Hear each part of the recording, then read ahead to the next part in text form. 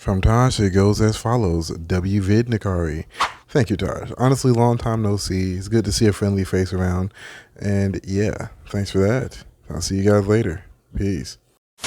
Have mercy upon me, O God, according to thy loving kindness, according unto the multitude of thy tender mercies. Blot out my transgressions. Psalms 51:1.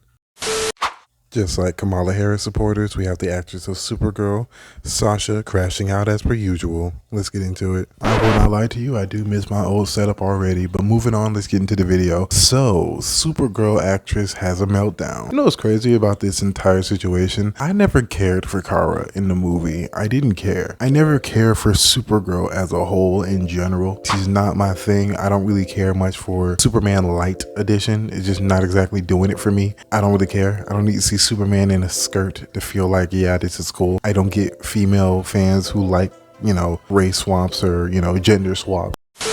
And this is why I feel representation matters, because when I saw a woman on screen in that way, I knew that I could too. And I don't think I will ever understand like modern day Gen Z females loving when women cosplay as men. Like when they're in these roles, they just act like the male version of their own character that they're playing. And they know this, but they eat this shit up constantly. I genuinely don't understand it. But anyway, moving on. Yes, I don't care if it was in the comics. I don't care how old she is. I don't like it. You're here to hear first. I don't care. Moving on, I think the movie version of her was even less impactful. Like she was literally there just to die. Nothing about her was standout. She was literally just stoic.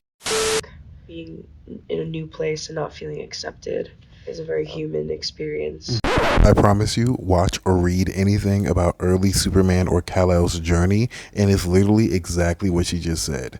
Like, what is different between Kara and Superman? I dare you to tell me. Like, this is just an overall critique of just the character itself, not even just like her version, because it's pretty much the same version. And this is my problem with like female strong characters in movies nowadays. They just make them act like guys, and then I'm supposed to like it. It's like every flaw that they don't like about men in society put on women in movies, and then they think, oh yeah, you like this though, right? It's like, no, I don't. I don't get it. Like, no. But moving on, like in the article, like, that addressed the interview. Okay.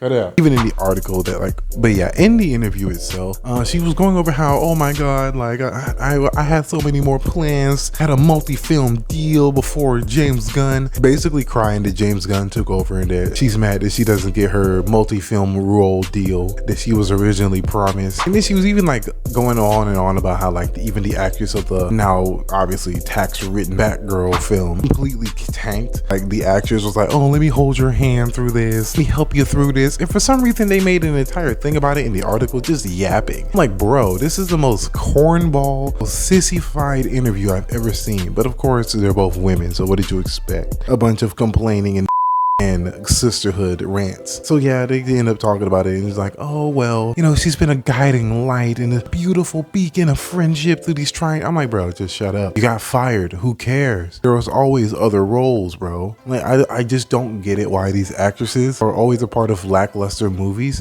They always can't just take responsibility for the fact that the movie just sucked. And that's the thing, it just sucked. Movie sucked, your role was minimum in the movie itself, and it wasn't enough to blow James Gunn away to keep you. And that's fine. It's okay, do better. Like at the end of the day, you win some, you lose some. Y'all don't have this energy when it's Andrew Garfield being brought up in conversation. When his movies were bad, y'all just said they were bad.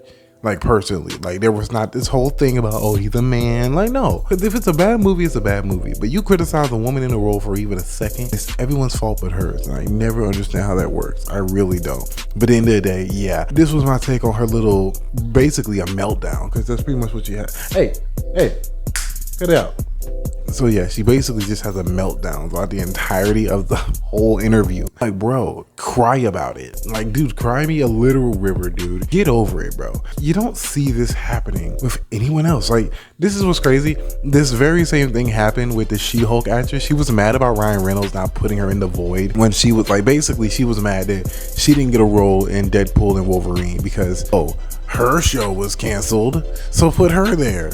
It's like, no, sweetie, you were canceled because you're trash. That's okay. Like, I just don't get it. These women always just complain to the higher ups every time they movies don't get renewed, every time they role don't get re-renewed. Like, just let it go. Take your L with some dignity for once. It's always complaints with these people. But anyway, like, bro, I promise you, it's crazy.